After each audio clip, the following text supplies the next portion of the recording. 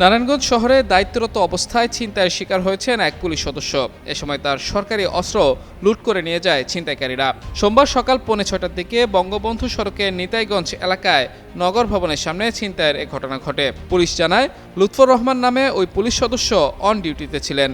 দায়িত্ব পালনের সময় তিনি টয়লেট ব্যবহারের জন্য টিম থেকে বিচ্ছিন্ন হয়ে পড়েন। তার সঙ্গে নিজের মোটরসাইকেলও ছিল।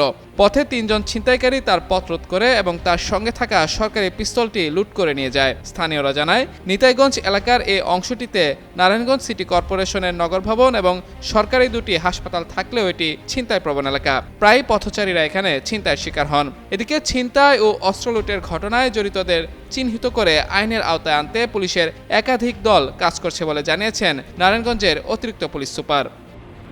ওই এসআই যে আমাদের লুৎফর ওয়াশরুম সামনে আর কি, ও বলে যে ওয়াশরুম যায়, ও আবার ওই সময় একটা মোটরসাইকেল নিয়ে আসছে, সাথে পায়ে হেঁটে করছে রাতের বেলায়।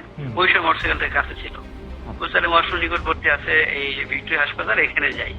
তো এখানে যাওয়ার পরে সে আবার করছে কি, ওই কেউ মনে হলো যারা ওয়াশরুম ভালো থাকে না, পরেই করবে না, আছে 1-2 ঘন্টা একবারে ক্যাম্পে যাই করি, ঠিক আছে।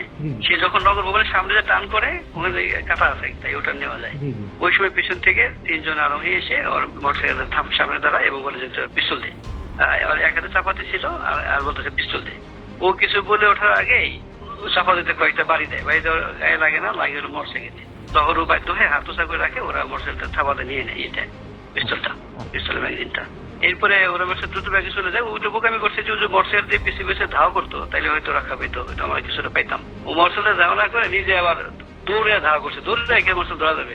সকাল থেকে ওইটা নিয়ে ব্যস্ত ছিলাম, যে সবাই ব্যস্ত, এখনো ব্যস্ত আছি আমরা। ওই যে সিসিটিভি ফুটেজগুলো অ্যানালাইসিস করতেছি, কোথাও কিছু পাই কিনা দেখি আমরা।